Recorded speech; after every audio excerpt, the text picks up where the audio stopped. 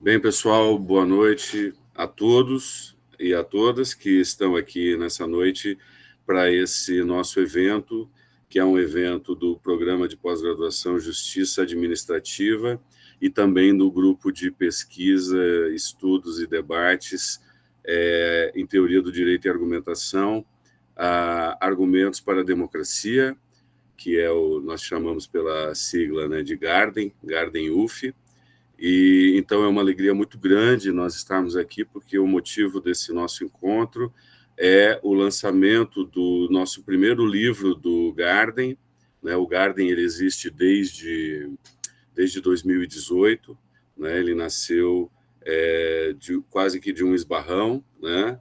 Eu tinha a perspectiva de fazer um grupo de pesquisa, né, para articular aí as coisas que a gente fazia, e eu encontrei o Paulo Eduardo da Rocha na Faculdade de Direito, e ele estava com uma demanda de ter alguma estrutura institucional para sustentar o que ele queria fazer, que era um grupo de debates, que tem várias graduações em Direito por aí, e ele me perguntou se eu não podia ajudá-lo.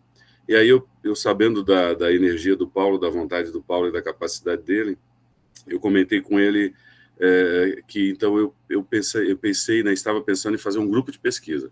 E aí eu disse, o grupo de pesquisa pode te ajudar, então.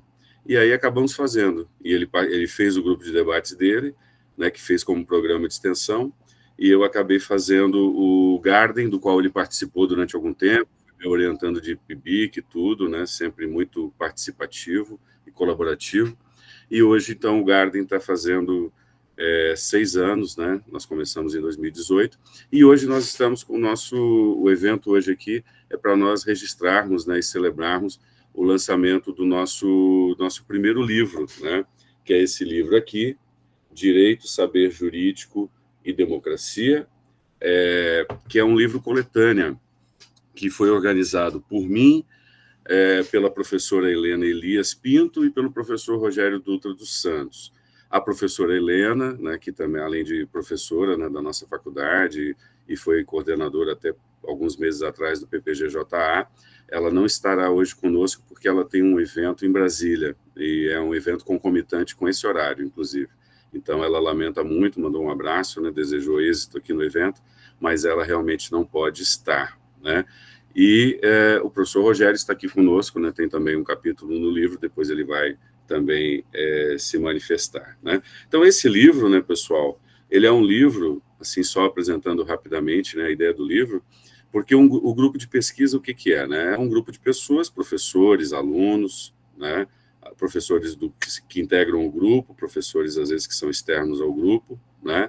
E alunos, sejam de graduação, sejam de mestrado, doutorado ou pós-doutorado, como nós temos o Roberto Bueno, está lá no Garden também, que foi orientando do Rogério Dutra dos Santos, que é professor lá da Universidade Federal de Uberlândia, né, Rogério? E então, cada pessoa, né, dessa, né, tem algum tipo de atividade de pesquisa. Ou está fazendo uma pesquisa de PIBIC, ou está fazendo a sua dissertação de mestrado, ou está fazendo o seu trabalho de conclusão de curso, ou está fazendo alguma pesquisa avulsa, né? E então, essas pesquisas, elas são de alguma maneira articuladas, né, dentro do grupo, e nós pensamos, então, no ano passado, em organizarmos um livro coletâneo, que é o primeiro, né? Já no ano que vem nós vamos fazer o segundo, né, para o ano que vem, e esse primeiro, então, né, saiu, e a gente saiu no meio da greve, e aí a gente se atrapalhou um pouquinho com o lançamento, mas agora que a gente voltou, então já estamos em condições normais de temperatura e pressão, então a gente resolveu fazer o lançamento do livro, tá certo? Então nós temos vários autores, né, que escreveram sobre diversos temas, e nós temos um professor externo, que é o professor Vladimir Luz, mas que é um amigo de longa data, né, e conhecido de muitos aqui do Garden, porque participou já de atividades do Garden, seja na graduação, seja no mestrado, né, os alunos do mestrado também conhecem o Vladimir, e o Vladimir também contribuiu com um capítulo de livro, em seguida ele vai também falar, né, sobre o que é o que trata, né, essa pesquisa dele que ele fez e registrou aqui numa dimensão mais assim curta, né, que são as dimensões dos capítulos. Tá certo, pessoal? Professor Rogério, uma saudação? Não? Tá bom. Bom, então, como é que vai ser a nossa dinâmica, pessoal? Uma dinâmica bem à vontade, né? Nós vamos funcionar hoje aqui como se fosse um grupo de trabalho de um evento, né? Ou seja, as pessoas que estão aqui, algumas estão assistindo, né? Mas a maior parte, eu acredito, que seja de pessoas que têm uma contribuição no livro, né? E aí nós vamos, então, passar a palavra, né, para cada coautor, né, cada autor de capítulo, e vão ter um tempo, né, nós estipulamos aí um tempo de mais ou menos assim como uma referência, né, para ninguém se alongar assim indefinidamente, de 7 minutos, né, talvez um pouquinho mais também, um pouquinho menos, né, fiquem bem à vontade, mas para dar então, né, um relato, né, do que trata o seu capítulo dentro do livro, tá? Só antes de a gente começar, né, também gostaria de registrar que nós estamos, eu e o professor Rogério e a professora Helena, finalizando a organização de um outro livro, né, que é um livro específico sobre o pensamento de Hans Kelsen, né, é uma obra coletânea também. Aí nós convidamos só professores que são especialistas em teoria do direito, né, e no pensamento do Kelsen, e esse livro é para celebrar os 90 anos da primeira edição da Teoria Pura do Direito, que é de 1934, e esse livro, digo para vocês, que ficou muito bacana, né, ele tem contribuições inclusive de autores internacionais, como o professor Mário Lozano, que eu tive a autorização dele para traduzir o prefácio dele à Teoria Pura do Direito Italiana, que ele traduziu para o italiano, e ele fez um prefácio maravilhoso, muito famoso internacionalmente, e eu tive a possibilidade de traduzi-lo. Vai facilitar muito o entendimento da Teoria Pura do Direito para aquele leitor, né, primeiro leitor, que a Martins Fontes aqui publica sem fazer um prefácio explicativo, como fazem na Europa, né? É muito boa essa prática europeia, isso aí a gente deveria realmente copiar. Então, está constando ali, além de outros escritos, né? Inclusive meu, do professor Rogério, do professor Gaetano Pécora, de Nápoles, de um professor que está na Colômbia, mas é austríaco, é assessor jurídico da Embaixada da Áustria, né? Que é o Alexander Springer, né? Falando sobre jurisdição constitucional, e vários outros autores e autoras, tá? Então, para o ano que vem, a gente já tem no primeiro semestre aí um outro evento agendado de lançamento desse livro, né? Eu conto aí com o apoio de todos vocês, tá? Então, nós vamos começar a nossa... o Rogério está lembrando que nós temos, inclusive, conseguimos fazer uma parceria do além, porque o próprio Hans Kelsen vai ter um capítulo nesse livro, né? O Rodrigo Valadão traduziu um texto inédito do Kelsen sobre democracia e ciência, né, um capítulo também de umas 12 páginas, e ele tem autorização lá do Instituto Hans Kelsen, né, e ele nos passou, então, o artigo em português, então nós vamos ser parceiros nesse livro do próprio Hans Kelsen, né, o que é uma alegria inenarrável, né, gente? Tá bom? Então é isso. Eu vou, então... conduzir os trabalhos aqui, passando a palavra, né, para as pessoas. Eu vou fazer pela ordem do livro, tá? Então, pela ordem do livro, aí se a pessoa não estiver aqui, né, aí a gente vê o que faz. Mas a primeira pessoa aqui seria eu, mas eu vou pular, né, e vou passar para a Clara Vidal, né, que a Clara, ela tem um artigo junto com o Vinícius, se não me engano. Né, Vinícius? O Vinícius Darós, né? Isso, professor. Isso mesmo. Tá ali a Clara e o Vinícius, isso. Tá certo. Então, pessoal, vocês escreveram, né, sobre o juiz Hércules e o corporativismo antiliberal, um paralelo entre o neoconstitucionalismo e a organização Estado Novista, tá? Então, vocês têm a palavra aí para contar para a gente, né, o que vocês desenvolveram nesse capítulo, tá bom, pessoal? Boa noite, gente. Vocês estão conseguindo ouvir? Porque eu tô aqui na UF, então eu não sei se tá bom o som. Mas o nosso artigo, né, o meu e do Vini, a gente dividiu mais ou menos em duas partes inicialmente. Então ficou a parte inicial mais ligada a uma contextualização histórica do Estado Novista, do Estado Novo, no caso, que a gente fala justamente da Constituição polaca, né, seria a Constituição desse período. Então, a gente, a partir de juristas como o Francisco Viana e o Francisco Campos e Oliveira Viana e Francisco Oliveira Viana, desculpa, a gente tentou trazer um pouco do contexto, entender como naquele período você tem um enfraquecimento do poder legislativo e o crescimento e um fortalecimento do poder executivo. Então a gente tentou dar essa introdução histórica para que aí o Vini vai falar mais à frente, para que trace esse paralelo com o presente e com a questão da hipertrofia judicial da atualidade. Eu vou deixar o Vini falar porque tem alguém vindo aqui na sala que eu ocupei, então, desculpa. Não, tudo bem, tranquilo. Boa noite a todos, a todas.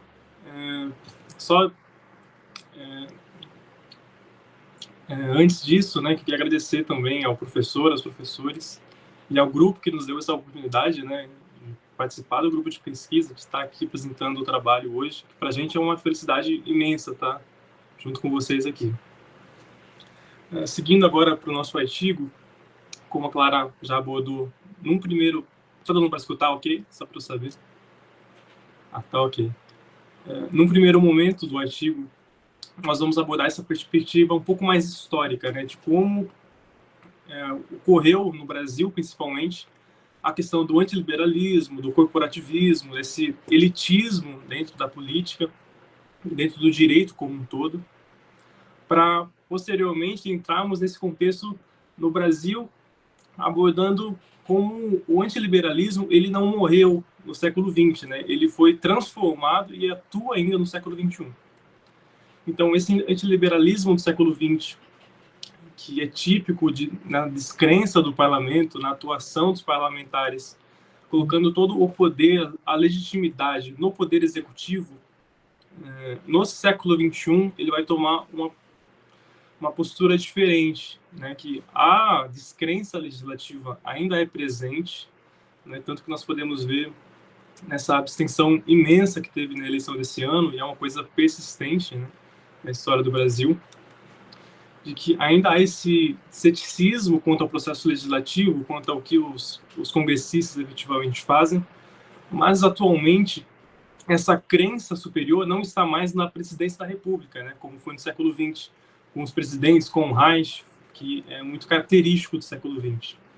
No nosso momento atual, principalmente considerando a questão do neoconstitucionalismo, né, que nós vamos abordar um pouquinho à frente, esse antiliberalismo ele encontra um solo para colocar a responsabilidade política no poder judiciário, né? Então, aí uma inversão na hipertrofia entre os poderes.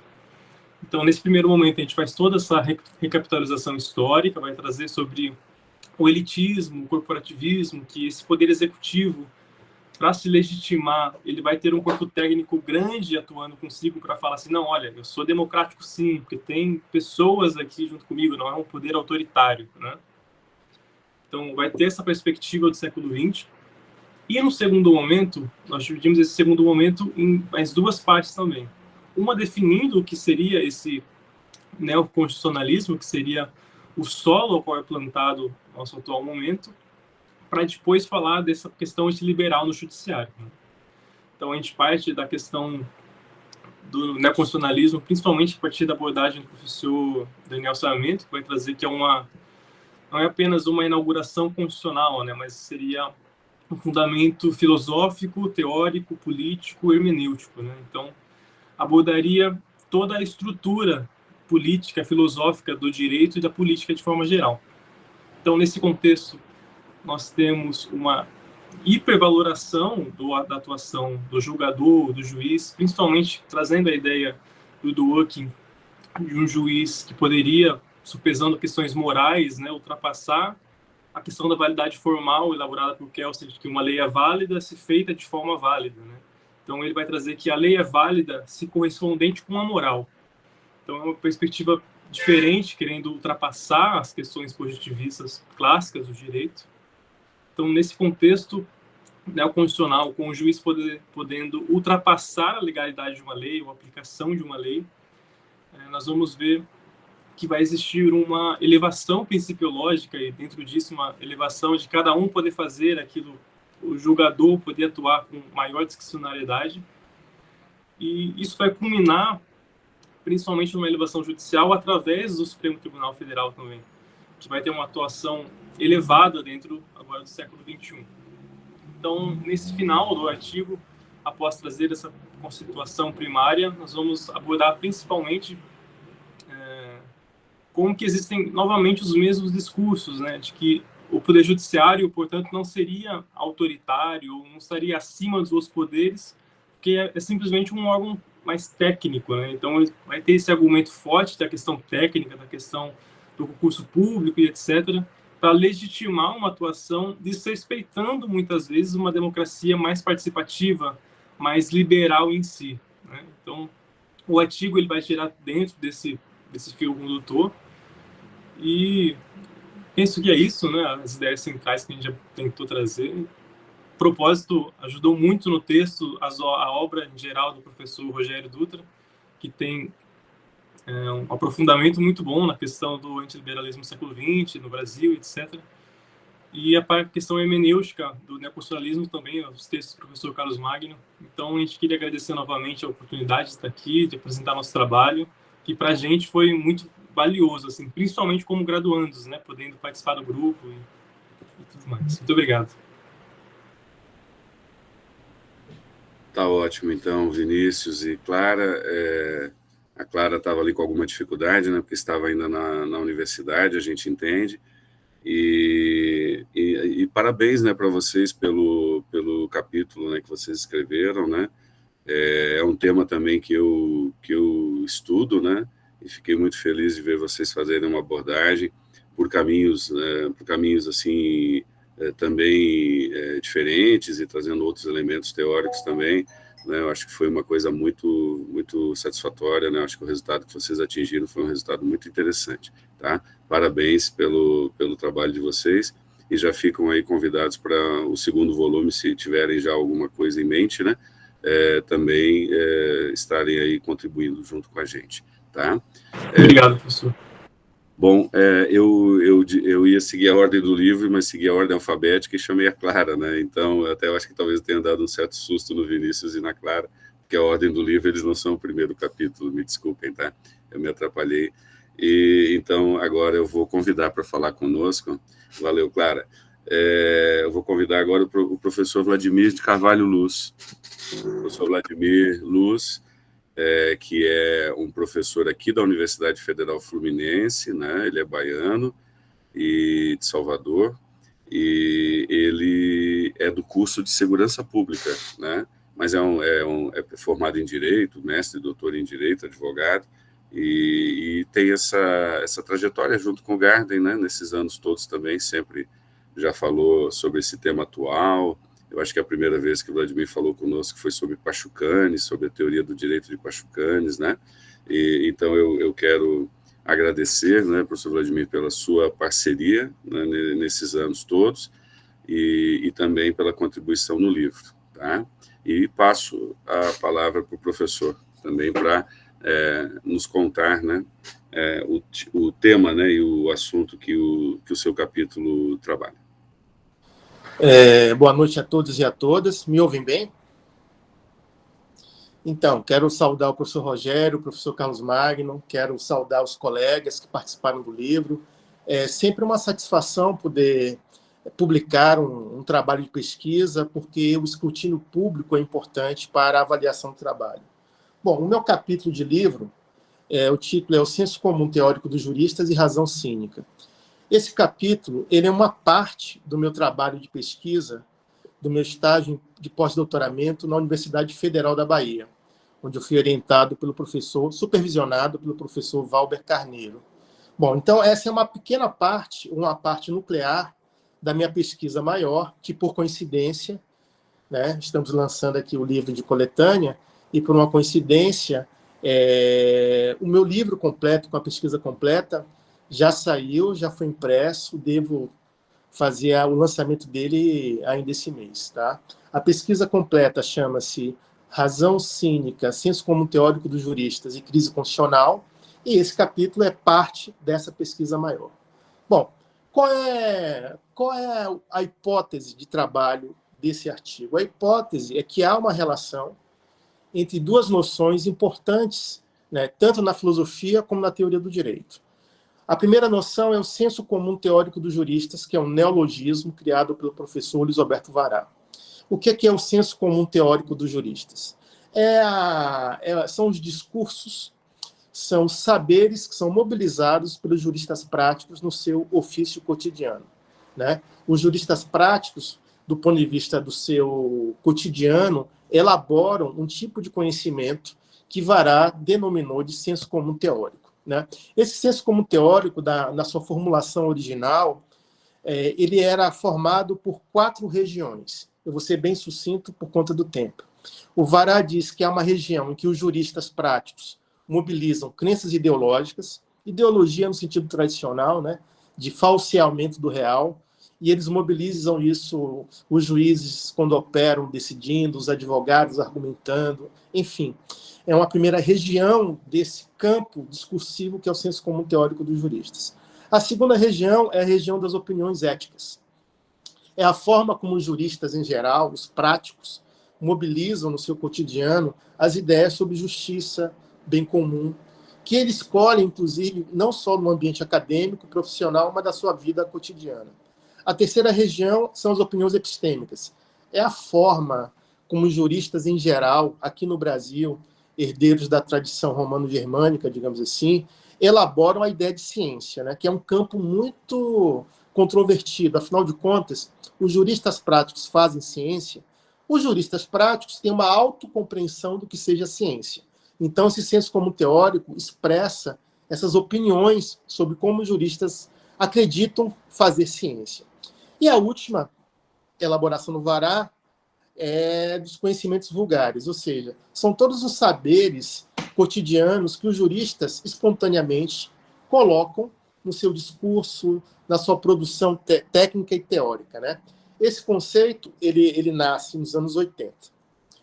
Bom, a ideia, a hipótese de trabalho é que o senso comum teórico dos juristas tem uma nova região. Essa, digamos assim, conversei muito com o Carlos Magno, inclusive, sobre isso. Essa é uma hipótese que tem um certo grau de ineditismo, porque desde esse conceito dos anos 80 de Vará, não houve ainda uma reelaboração em relação ao conceito senso comum teórico. Eu estou propondo que hoje, no mundo contemporâneo, inclusive talvez até se Vará estivesse vivo, ele notaria que é uma quinta região do senso comum teórico, o que eu denomino de razão cínica, ou seja, o cinismo. Bom, e aí eu vou para o segundo conceito, para não me alongar, que é o de razão cínica, que é a minha hipótese, ou seja, a razão cínica, ela entra no direito, no discurso ordinário do direito, ela entra no senso comum teórico dos juristas. Bom, no livro que eu vou lançar esse mês, a minha hipótese é que sim.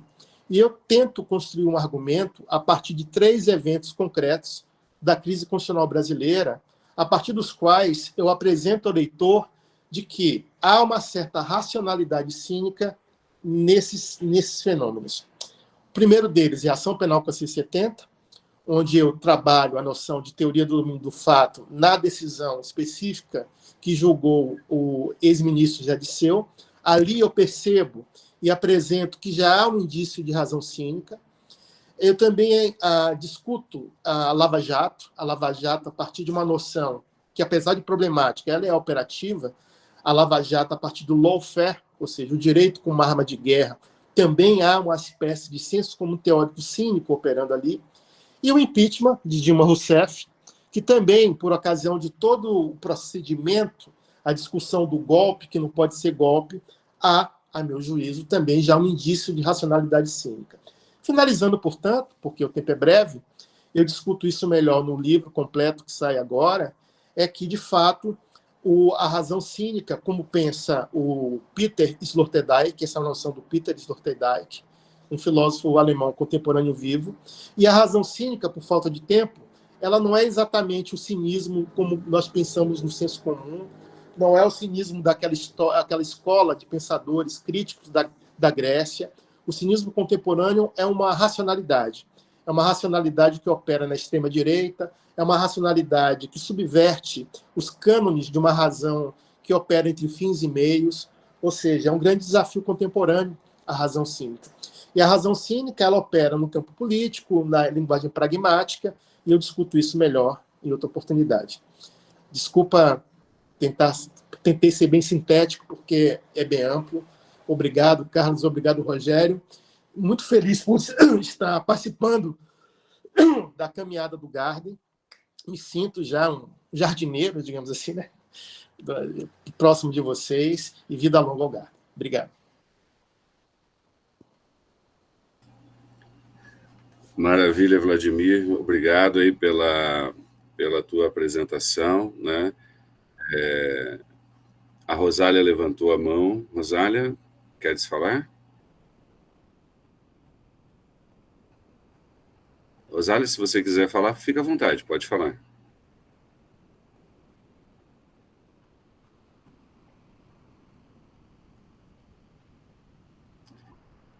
Ah, foi sem querer, isso acontece, né? Tá bom. Mas se quiser falar, se alguém quiser falar, tá, pessoal, fique à vontade, eu não deixei isso claro, né? A ideia aqui é que seja uma coisa dialogada. Claro que tem uma estrutura, mas também não somos assim estamos assim tão rígidos com essa estrutura, tá bom? Então, professor, como eu estava dizendo, né, também fiquei muito satisfeito com a presença do seu capítulo aqui no nosso livro, né? Fico feliz que o seu livro está saindo, né? Porque nele, ali, então, vai estar desenvolvido de maneira mais aprofundada, o que aqui nesse capítulo está colocado de uma maneira mais sintética, né? Mas é muito importante, eu acho que eu fiquei muito satisfeito, né, quando a gente se encontrou depois da pandemia, né?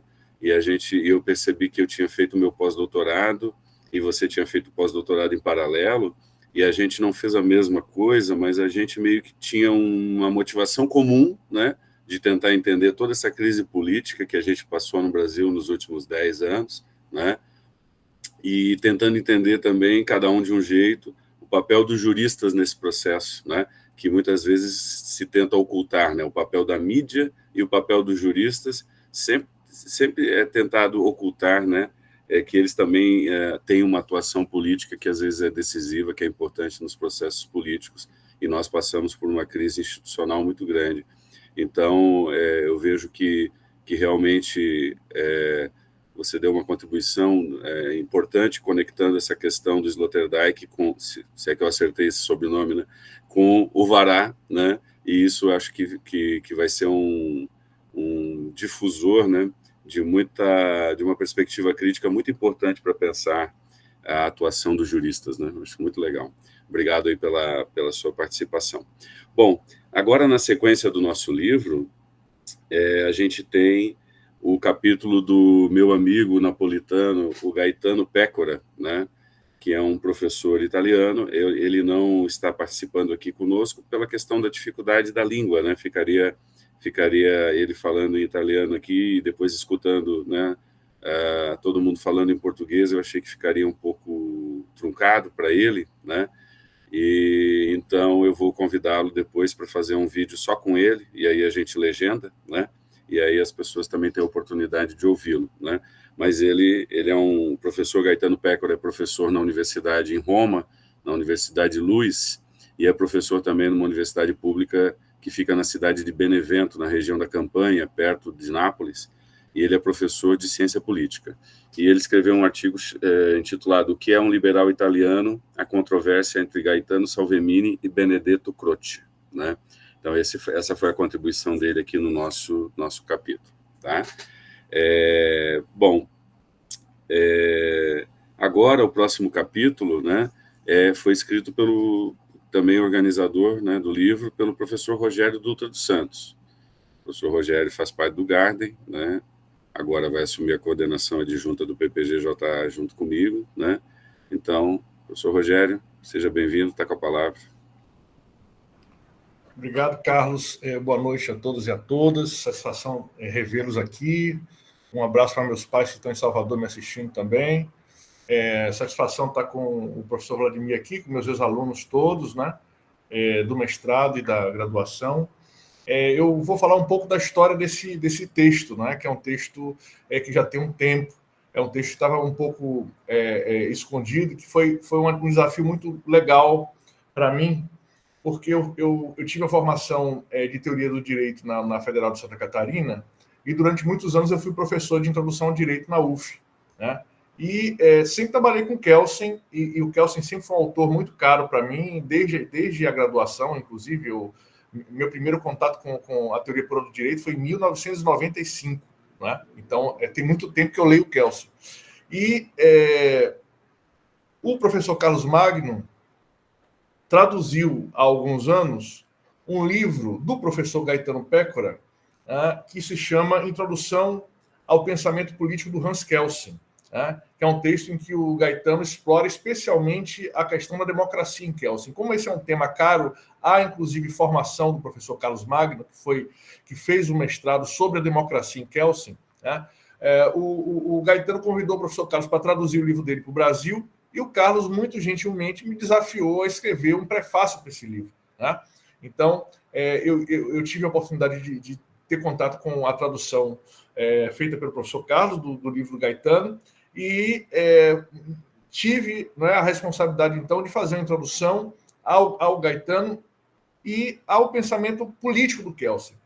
E nesse texto, o que mais me chamou a atenção é o fato de que muita gente em todo o mundo compreende a obra do Kelsen como uma obra organizada como um conjunto que tem uma intercomunicação muito forte. Né?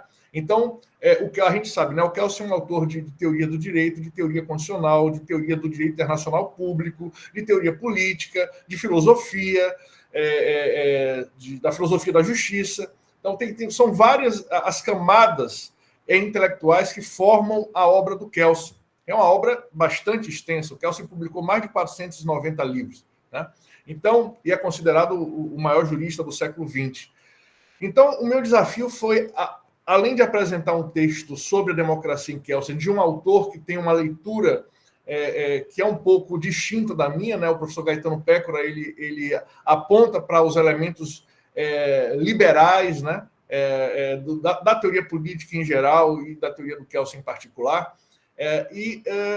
O desafio de também falar sobre a obra do Kelsen a partir dessa interconexão.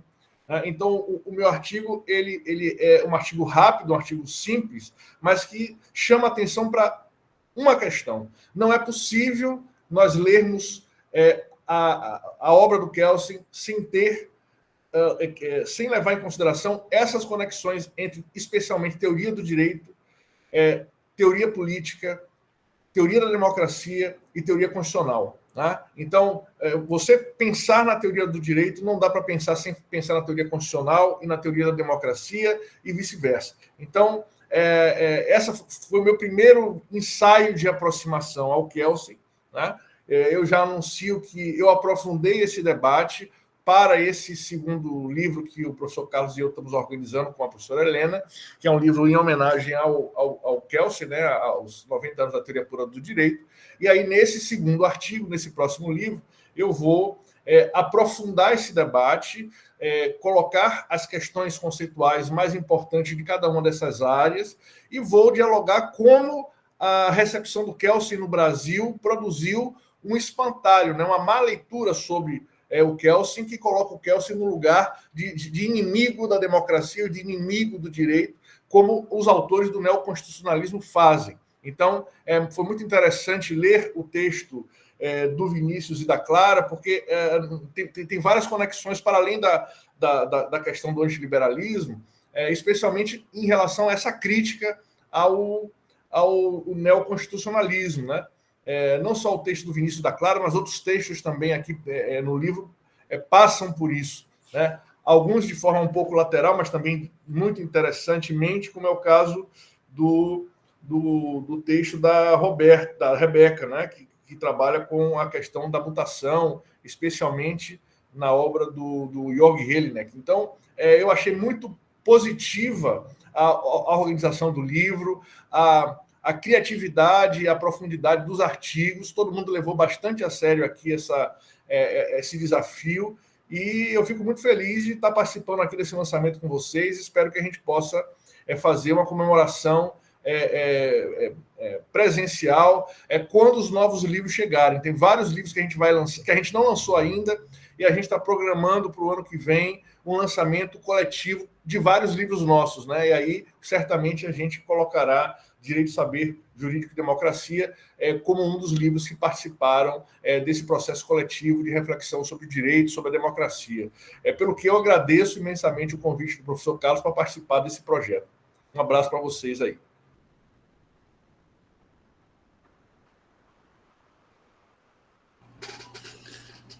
Obrigado, Rogério. Obrigado pela parceria na organização, né? E obrigado pelo prefácio lá atrás, né? Que foi um prefácio muito, como você falou, ele é curto, mas ele é muito denso, né? Muito contundente também. E um prefácio que não foi feito assim. Às vezes a gente vê o prefácio que é feito assim pro forma, né? Tem gente que faz prefácio preguiçoso de uma página, duas, né? A gente espera mais do prefácio, né? E o teu prefácio, ele dialoga com o Gaetano, né? E com o Kelsen, né? Então, acho que foi muito, muito legal a experiência, e agora esse desenvolvimento que ele recebeu, né? Aqui, essa atualização que você fez aqui, acho que é pertinente, faz circular de novo essa questão, né? Todo mundo sabe, né, que eu também sou entusiasta do Kelsen, né? E aqui estamos eu, o Vladimir e o Rogério, né? E a gente tem já 20 anos, né, conversando sobre isso. Eu já não sei mais se o que eu penso sobre o Kelsen é eu que penso mesmo, se é o Rogério, ou se é o Vladimir, e a gente pensa junto, né? Às vezes a gente lê o texto um do outro e se identifica muito. É uma coisa muito bonita dessa trajetória, que nasceu lá na UFSC, né? Nasceu lá com o Leonel e com o Vará, né? Que nos ensinaram o Kelsen. Então é uma sensação de gratidão muito grande. Bom, o próximo capítulo, né, é da nossa egressa do mestrado. Nossa egressa do mestrado, nós temos mestrandos e temos egressos do mestrado, que é a Linei Lindsay Nascimento de Araújo, que fala desde o Chile, é isso? É desde o Chile mesmo? É internacional? Não, é desde Manaus. Ah, tá, voltou um dia antes, tá? Desde Manaus, né? Nós temos aí também uma audiência muito especial lá de Salvador, Dona Inês Dutra dos Santos, atenta, acompanhando, né? Seu filho e todos nós aqui, queridos dela. E a Linei, então, ela está lá de Manaus, ela foi uma aluna, né? Ela é uma aluna, foi uma aluna, porque já não é mais aluna, então, mas é a egressa, né, do nosso convênio do PPG-JA com o Tribunal de Justiça do Amazonas, que foi uma coisa maravilhosa que aconteceu no PPG-JA. Acho que foi um grande momento que nós tivemos dentro dessa trajetória, em que nós tivemos essa turma sensacional, né, composto por servidores do Tribunal de Justiça, que foram, assim, alunos que nos impressionaram muito pela sua capacidade intelectual, né, pelo seu engajamento na proposta do mestrado, e pelo aspecto afetivo também, né, porque toda relação humana e pedagógica tem um elemento de afetividade, e a Linei representa muito, né, todas essas características dessa turma, e ela está aqui conosco, está no Garden também, está sempre convidada a permanecer, e ela escreveu um capítulo sobre fascismo, reconhecimento, implementação e manipulação das massas nas palavras dos seus líderes, né? Um tema cuja atualidade foi renovada no dia de hoje, né? Então, Linei, você está convidada a também contar para a gente o que você bolou aí no seu capítulo. Boa noite a todos. Esse texto nasceu no mestrado, dentro da disciplina do professor Rogério, e o professor Rogério ele tem um lado bastante apaixonado sobre essa temática, que um pouco que me contaminou, e eu fui atrás de outros elementos para criar esse texto, e acabou se tornando o 5º capítulo do nosso livro. Muita alegria, inclusive, falo sobre isso. Realmente, professor Carlos, falar sobre fascismo hoje não é falar sobre algo que tem quase 100 anos, é falar sobre algo que nós estamos vivendo nos dias atuais, assustadoramente nos dias atuais. Então, qual foi a proposta do capítulo? Falar sobre os elementos de reconhecimento, implementação e manipulação, que na verdade são muito próximos, só que cada um dentro do seu aspecto de entendimento. Uma hora você reconhece, o mesmo elemento você vê que ele é utilizado para implementar e para manipular as massas. Então, quando nós falamos sobre fascismo, nós temos que falar que o fascismo é fruto de uma frustração. Ele vem dentro de um processo democrático, porque o processo democrático ele permite que cada um exponha o seu lado, o seu entendimento, mas ele vem como uma revolta, como uma frustração individual ou coletiva em relação ao seu envoltório, que pode ser, inclusive, em relação ao fracasso do capitalismo, que nos promete oportunidades que nem sempre nos são dadas. O fascismo ele gosta de puxar o que é tradicional, né? Ele busca o conservadorismo, ele vem com uma pauta moral, sempre com uma saudade de um tempo passado, onde tudo era muito bom e que hoje não é tão bom assim, né? Ele traz uma negação à sua modernidade, a modernidade do mundo. Ele desconfia de tudo que é muito cultural, de ideias progressistas, do pensamento crítico, e ele propaga incessantemente estereótipos. Quem não adere a isso acaba sendo um traidor. Ele busca um consenso, mas não é um consenso saudável. É o consenso que gera medo de quem é diferente, gera medo do diferente e de pensar diferente. Há um certo gosto também por uma hierarquização. O nacionalismo, ele vem exagerado, passando pela xenofobia, né? Aqui a política, ela acaba virando um instrumento de ódio e de vingança social, né? Fruto dessa intolerância e desse ressentimento. O grupo, ele se entende como uma irmandade, tem um sentimento de pertencimento, já que a ideia deles é uníssona, e os bons sentimentos de amor, eles são direcionados à nação, e em especial o líder que está dirigindo essa nação. O alvo, de forma dicotômica, precisa ter um outro lado, o ódio vem para um alvo direcionado, que pode ser o estrangeiro, pode ser um judeu, pode ser quem pensa diferente, quem está fora da caixinha que eles estão implementando. O líder normalmente é um homem, supostamente comum, né, para gerar uma certa identificação com a população. Ele representa uma figura autoritária, paterna, que gera uma certa ânsia de obediência. Aí vem aquele lado mais psicológico, né? Essas pessoas, elas se sentem tristes, humilhadas pela força ou pela riqueza de quem eles elegem como inimigo.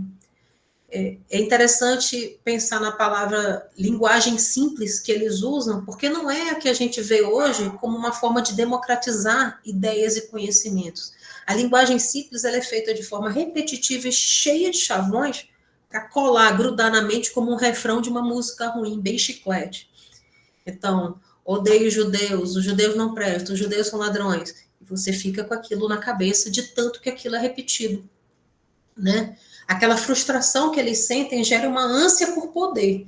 E esse poder, ele acaba sendo transferido por uma questão até mesmo sexual. Então, você vê uma horda de homens propagando machismo, desprezo contra as mulheres, ódio contra os homossexuais.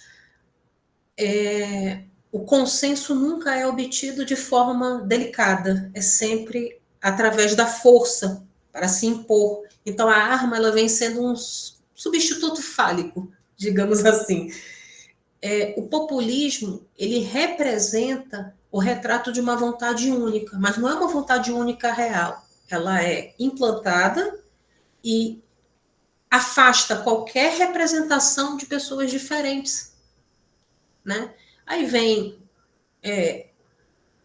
quando você fala sobre afastar representatividades, quando você fala sobre críticas fortes ao judiciário, você está afastando os dois principais poderes e supervalorizando o poder executivo na mão de um único líder. Então vem o totalitarismo, né? Então, o que se chega nisso? Se chega que o fascismo nasce de uma desilusão, ele se enraiza aquele grupamento, criar um partido político, eles adquirem poder de forma legítima e com cooperação das elites, exercem o poder, mesmo que tenham lá suas disputas de alto escalão, e em algum momento se radicalizam. Quando você estuda, e essa é a proposta principal do capítulo, os discursos de Mussolini, os discursos de Hitler, você vê o quanto era fácil manipular as massas, porque mexia com o brio daquelas pessoas. Eles, em grupo, agiam de uma forma que individualmente não agiam. Então, é muito fácil chegar e dizer, olha, eles são populistas, eles são isso, eles são aquilo.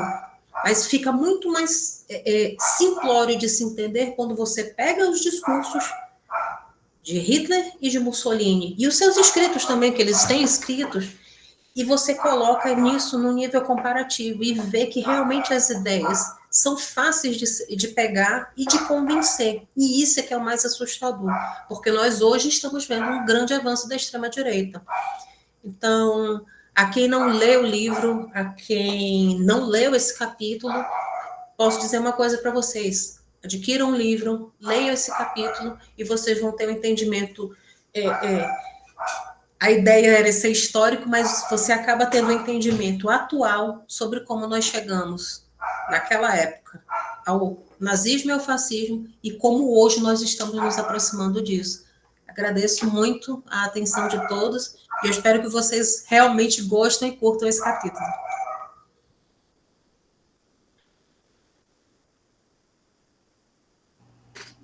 Muito obrigado, Linei. Obrigado pela parceria constante, né? Eu diria que é uma presença sempre fiel, né, nos nossos eventos e assim, sempre contribuindo muito, né, participando, perguntando e durante as aulas também sempre com a câmera aberta, né, que é uma coisa tão importante para quem dá aula remota, né? E realmente você fez uma contribuição muito importante também aqui no nosso livro, né? E infelizmente reatualizada, né, de maneira intensa com a vitória do Donald Trump, né?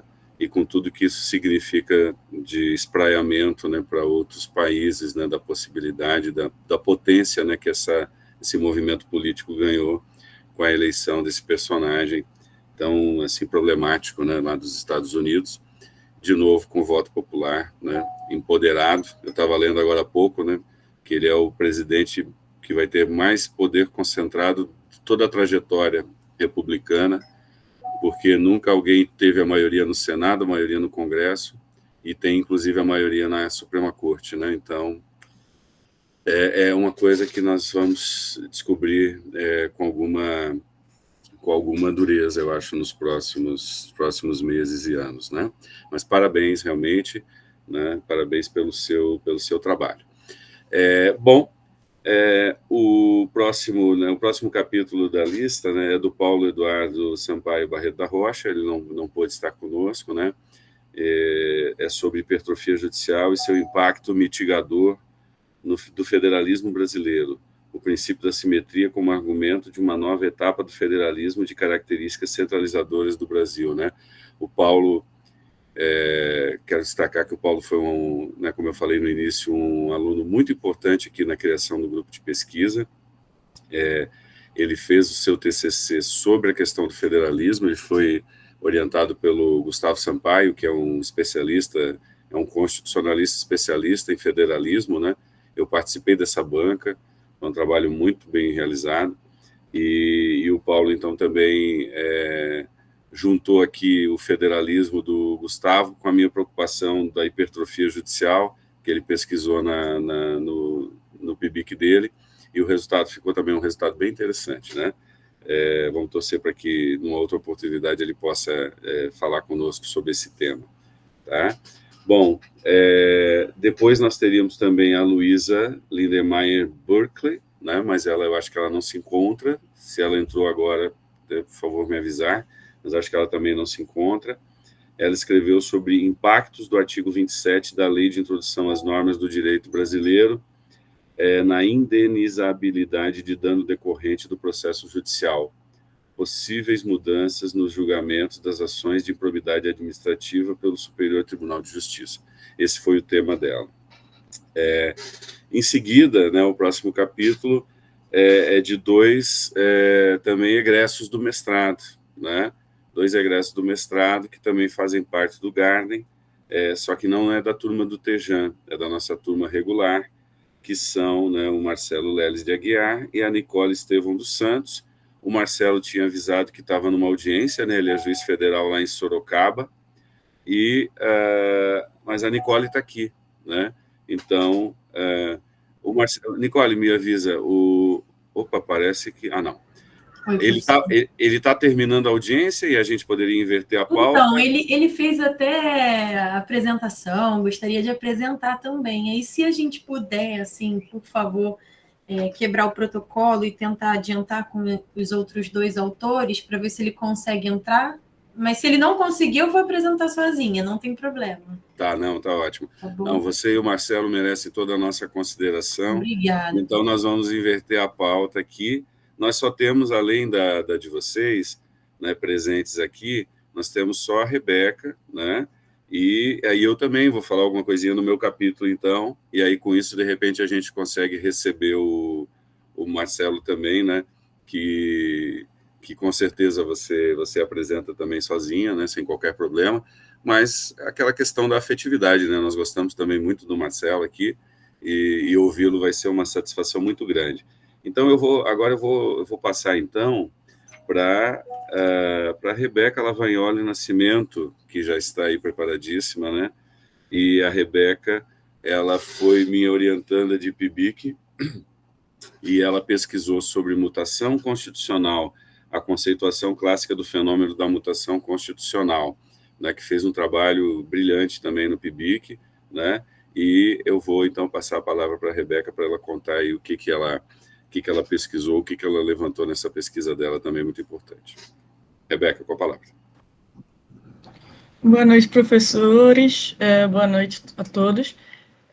Agradecendo, né, o Carlos foi meu orientador, né, nesse trabalho, que basicamente a gente dividiu, né, por proposta dele, em 2 partes. Primeiro, eu estudar exatamente a conceituação clássica, para depois conseguir entender se houve sim ou não uma reformulação neoconstitucional do conceito de mutação constitucional.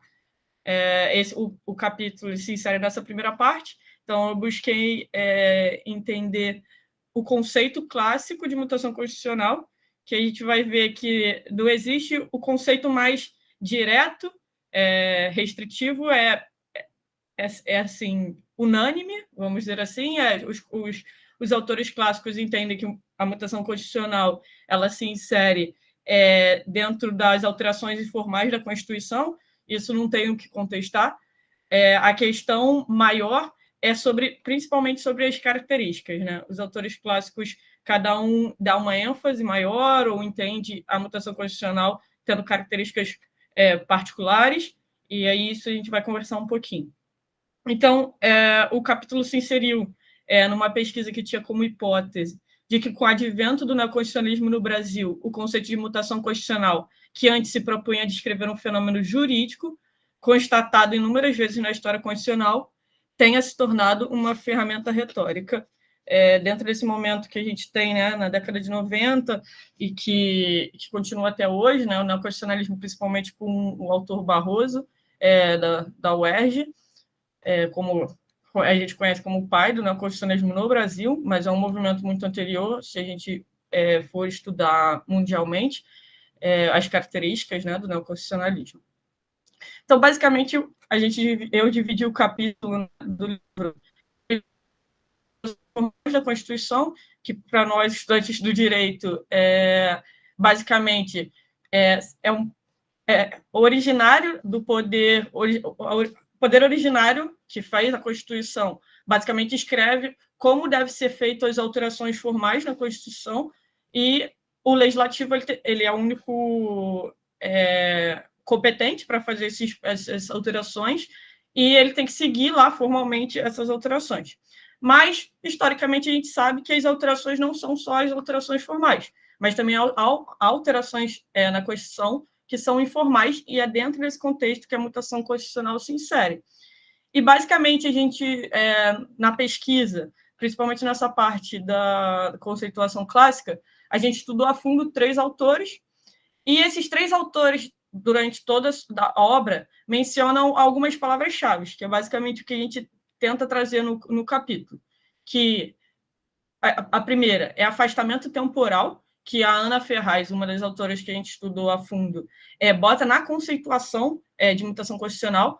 Então, para ela e para o Boulos e o Jelinek, que são os autores que a gente estuda mais a fundo, para você perceber uma mutação constitucional, você precisa ter um afastamento temporal. Se você não tem esse afastamento temporal, basicamente, você não consegue identificar, porque são assim, tem características são, como eu vou dizer, são orgânicas, né? A gente precisa alterando a Constituição de acordo com as demandas sociais, econômicas, então você precisa ter esse afastamento, porque diferente das alterações formais, não é uma mudança, a mutação constitucional não é uma mudança no texto, mas sim uma mudança na interpretação, no sentido da norma constitucional.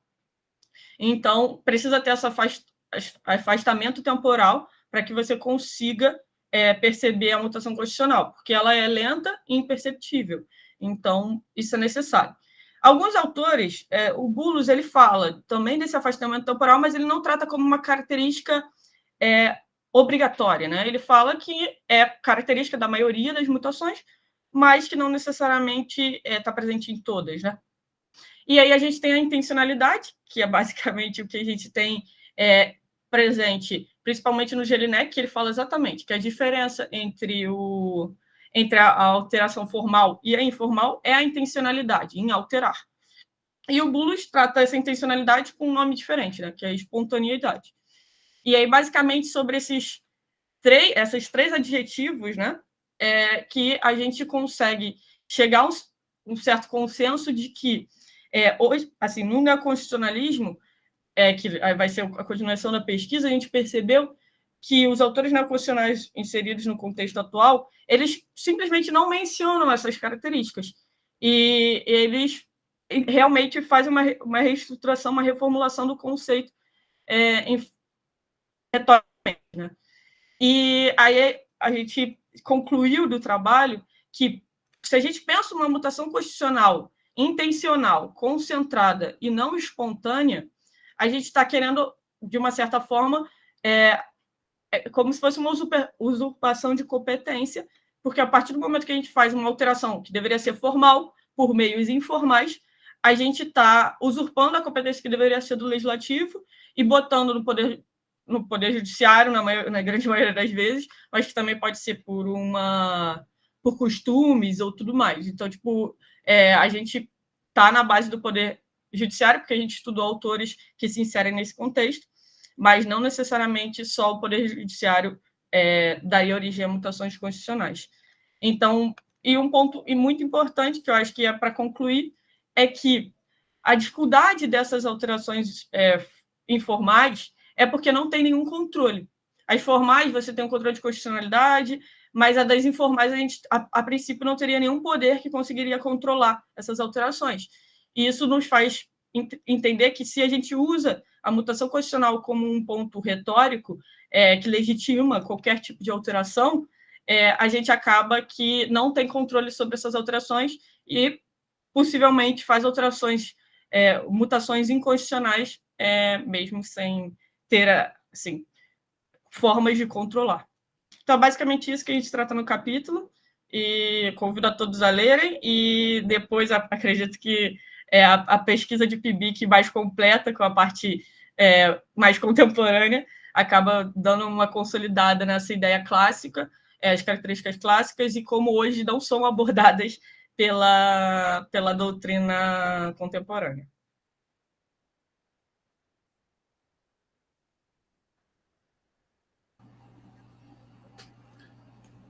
Maravilha, né, Rebeca? Muito bom o seu trabalho também, né? Eu tinha orientado, né, e tinha lido, e agora te ouvindo, né, também.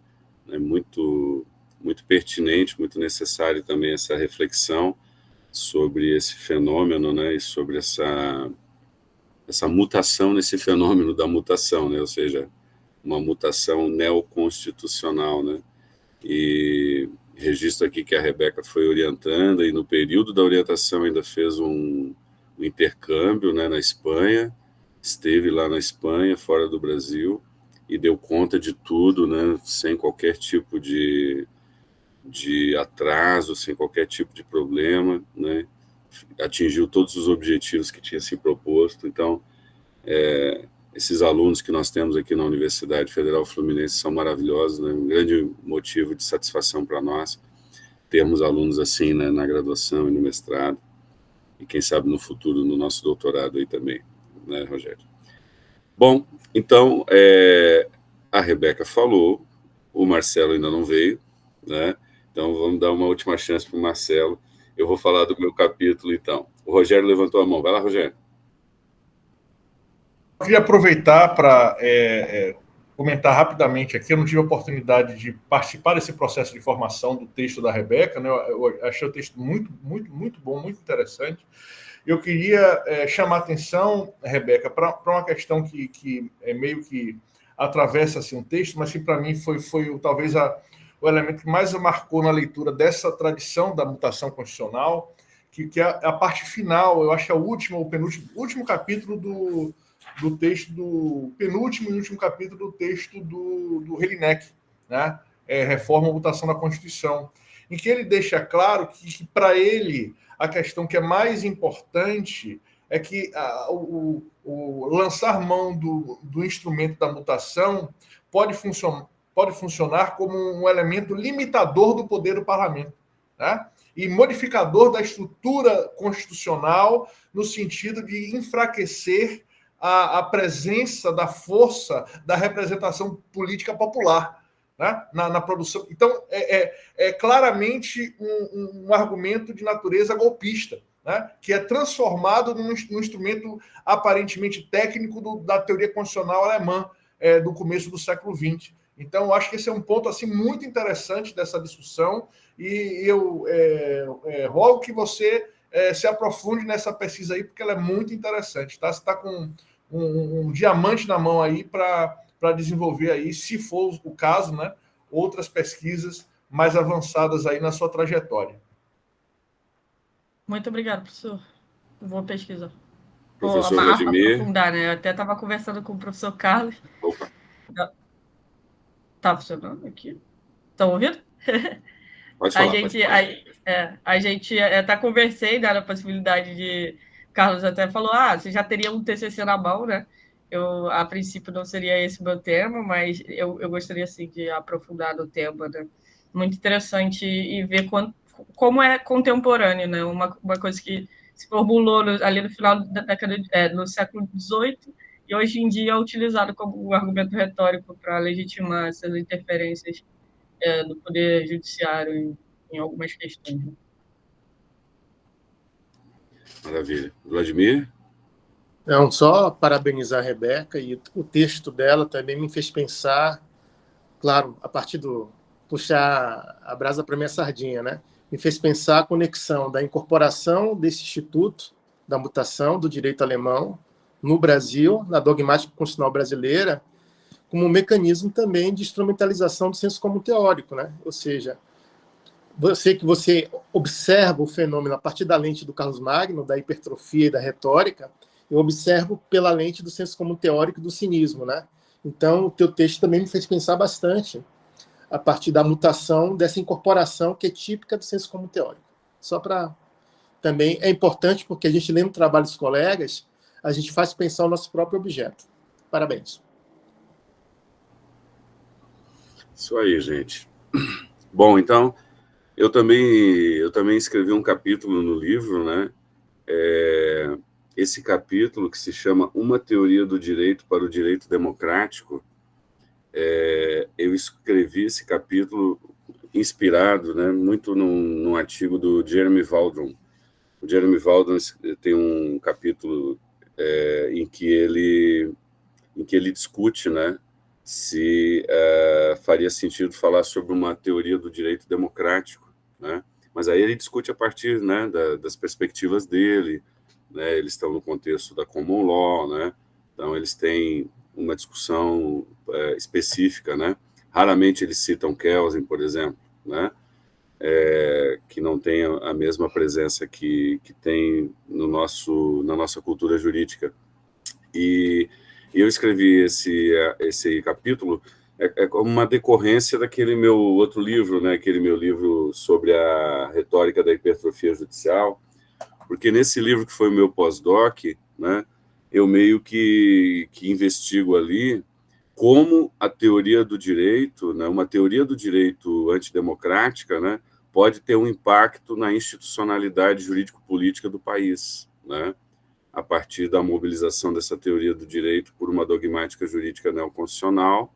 E como o Vará nos ensinava, né, o saber dos juristas ele é co-constitutivo do direito. Então, o neoconstitucionalismo, né, ele acabou promovendo essa mudança, né, essa guinada, né, na institucionalidade jurídico-política do Brasil nos últimos tempos. E aí eu pensei que fazer a crítica da teoria do direito pós-positivista, né, e do neoconstitucionalismo é importante, mas e daí, né? Uma teoria do direito democrática, né? Como é que nós iríamos alcançá-la, né? Como é que nós poderíamos desenvolvê-la? Então, nesse capítulo aqui também, de uma maneira bastante rápida, né, eu faço uma argumentação aqui no sentido de que eu entendo que é necessário e é possível reconstruir uma teoria do direito que seja favorável à institucionalidade democrática, no sentido da radicalização do projeto democrático, né?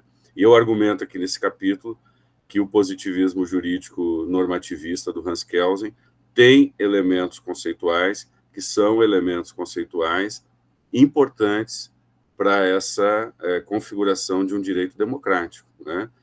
Dialogando muito com, por exemplo, né, com o que o Rogério vem pensando, né, e que eu venho acompanhando e dialogando com ele, né, e que lá na minha dissertação de mestrado, né, que eu fiz sobre a teoria da democracia do Kelsen, né, a gente percebe, né, ou seja, apesar de o Kelsen, na teoria pura do direito, ter como projeto uma teoria geral do direito, né, e uma teoria formalista do direito, eu venho entendendo cada vez mais que a teoria do direito dele é uma teoria envolvida com um projeto democrático, ou seja, não é só que ele escreveu sobre a democracia, mas é que eu tenho entendido que a teoria do direito dele é comprometida com a realização de uma institucionalidade democrática, né? Então, aqui eu coloquei alguns apontamentos nesse sentido, de alguns conceitos da teoria dele que eu entendo que são favoráveis da construção dessa institucionalidade democrática, né? É claro que o Kelsen não diz tudo nessa perspectiva, nós temos que complementar com outros elementos, né?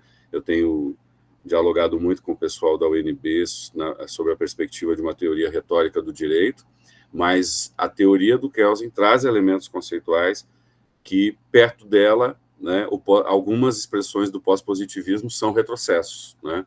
Como, por exemplo, né, se a gente faz a comparação entre o conceito de norma jurídica do Kelsen e o conceito de norma jurídica do Friedrich Miller, por exemplo, né, eu vejo que o conceito de norma jurídica do Friedrich Miller é um retrocesso, porque obnubila, né, a expressão normativa que vem do legislativo e do executivo, enquanto que o Kelsen valoriza a expressão normativa tanto do legislativo, do executivo, quanto do judiciário, né? É uma discussão que eu pretendo, aqui eu só esbocei, mas que eu pretendo desenvolver diante dessa obrigação que a gente tem, que para virar professor titular a gente tem que escrever uma nova tese, né, Rogério? E eu acho que vai ser esse aí o meu caminho nos próximos anos, 4 anos. Então, também convido vocês a lerem, né, e se assustarem, se surpreenderem, concordarem, né, sei lá, ajudarem nessa reflexão também, que é uma reflexão também que ganha em atualidade, né? Assim como o trabalho da Rebeca, da Linei, né? Do Vladimir, todos os trabalhos aqui são atuais, né? Do Vinícius, né? Do próprio Paulo, porque eu acho que o grande mote desse livro aqui, né? Sair em 2024, né? Que eu até coloquei na curta apresentação que a gente escreveu, né? É que nós passamos 4 anos sombrios, né?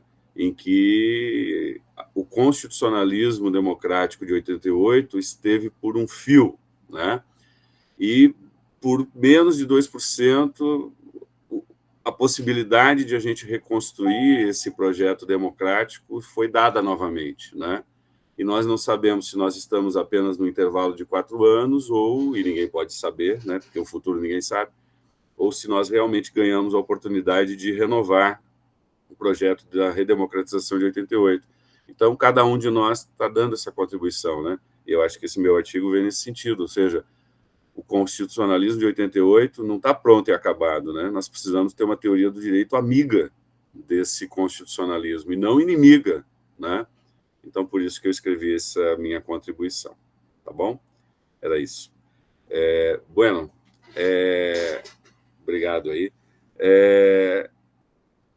Isso aí, ó, a Linei está colocando aí o nosso livro, que está vendo na editora Ítala, tá? Todo mundo pode adquirir o livro lá. Então, agora, Nicole, parece que não deu, né? Parece que não deu. Eu sou professor, né? Eu sou acostumado no mestrado lá a falar 4 horas, mas eu vou poupar todos, né? Dessa tortura. E então nós vamos tocar com você mesmo, né? Quem sabe o Marcelo chega no meio do... Mas ele pode depois também assistir pela gravação. Vai ser uma pena que ele não vai participar, porque o Marcelo é sempre muito participativo e sempre agrega muito. Fez uma apresentação que eu vou pedir licença para não colocar, porque eu me sinto mais confortável de falar sem apresentação. Eu gosto de falar no gogó mesmo. E posso começar, professor, já? Claro, pode ir sim. Aproveitar que eu abri o microfone e já vou direto. Esse nosso trabalho, esse nosso capítulo, ele teve origem também de uma das matérias do mestrado, assim como o artigo da Linei, só que é um artigo mais de uma investigação mais prática. A gente fez o cotejo entre... Primeiro, vou dizer que a disciplina foi a de Direitos Humanos em Perspectiva Comparada, tá? do nosso programa, da professora Fernanda e do professor Rafael Iório. E eles estimularam que nós pesquisássemos sobre as cortes regionais de direitos humanos e analisássemos decisões em concreto para verificar se havia similitude, disparidade dentre a forma de decidir. Era como se fizéssemos uma investigação dentro da ratio decidendi das cortes mesmo. E eu e Marcelo decidimos fazer uma investigação pautada em cima de uma temática. Eu já havia pesquisado antes do mestrado sobre o caso Gomes Lund, que é o caso da condenação brasileira do desaparecimento forçado de 62 pessoas no contexto da guerrilha do Araguaia. Eu já havia pesquisado, já havia estudado sobre isso. E quando a gente sentou para conversar, a gente falou, como que a gente pode fazer uma releitura sobre isso?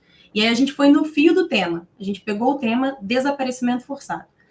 E aí Marcelo trouxe para a gente uma decisão da Corte Europeia de Direitos Humanos, para a gente fazer o cotejo entre 2 decisões de cortes regionais distintas, para a gente verificar, de fato, se havia muita disparidade entre os entendimentos e da própria forma de decidir das cortes.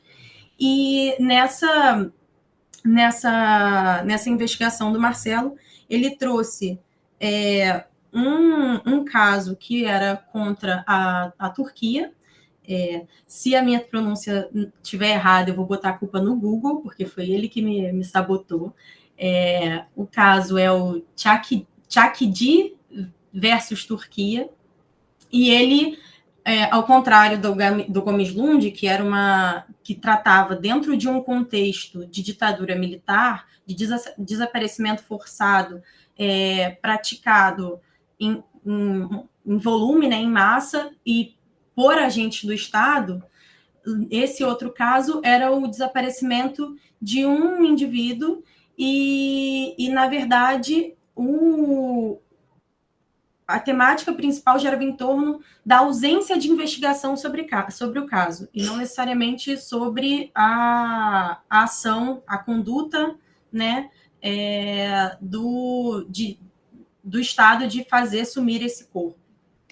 Bom, como disse, a gente fez uma análise não só material, mas também formal, e quando analisamos os dois modelos de decidir, com amparo, né,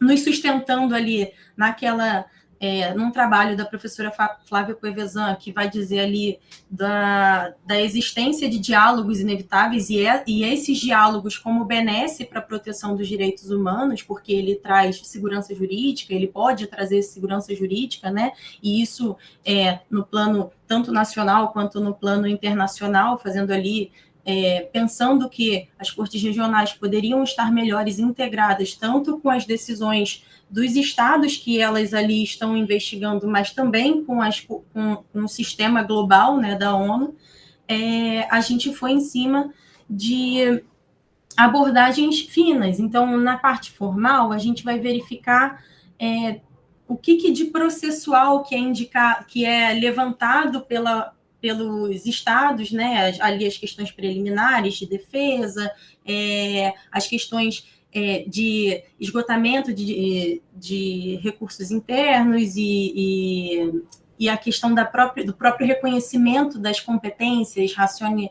material, ratione temporis, eu não sei dizer, tá? Não falo latim, mas chegando ali numa ideia de que, apesar de haver muita diferença, e tem, dentro da forma de decidir, a Corte Interamericana de Direitos Humanos vai decidir de uma forma bem analítica, trazendo muitos precedentes dela, inclusive, trazendo, assim, várias decisões reiteradas sobre o caso. No Gomes Lund, a gente tinha o direito material, que foi muito discutido pela Corte Interamericana de Direitos Humanos, que era a questão da autoanistia, e a autoanistia como violadora de direitos humanos,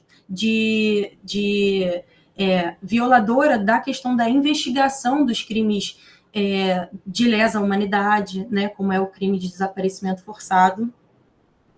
E a Corte, já por outro lado, a Corte Europeia de Direitos Humanos muito mais concisa, com uma decisão muito reduzida, que vai muito em cima do positivismo, que vai em cima da questão de olhar, olha, violou o artigo tal da Convenção Europeia, violou o artigo Y da Convenção contra a Tortura, etc. e tal.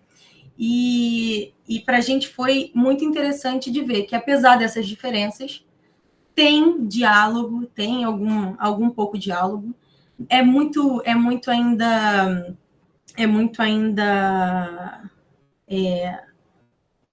pouco, né? Não era essa palavra que eu queria utilizar, mas há um diálogo que caminha, e acho que a gente, numa outra análise, não nesse texto, mas a gente já havia discutido, eu e Marcelo, sobre a ideia também de um texto da professora Flávia Poevesan, quem eu gosto muito, que é a ideia da construção de um ius comune, e essa atuação da Corte como uma atuação importante para essa ideia da construção do direito comum de uma sociedade global, né?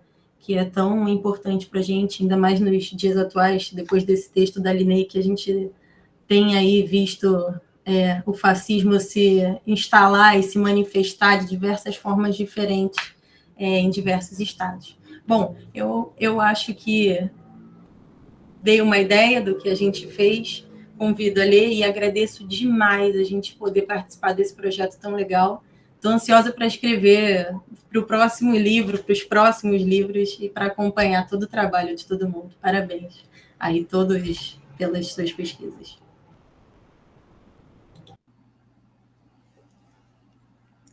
Maravilha, Nicole. Parabéns também, né, pelo trabalho teu e do Marcelo, né? E realmente, né, um trabalho também pertinente, numa outra lógica, né? Veja que os trabalhos são variados, né? Então ficou um livro bem interessante, porque são vários aspectos, né? Diferentes, né, e abordagens diferentes também que estão contemplados dentro desse livro. e como você falou, né, esse é um caminho de desenvolvimento civilizatório para a humanidade, né, ou seja, essa integração do direito interno com o internacional, né. O Kelsen lá atrás, lá nos anos 40, já falava, né, sobre a perspectiva de que a tendência mundial seria uma federalização mundial, né.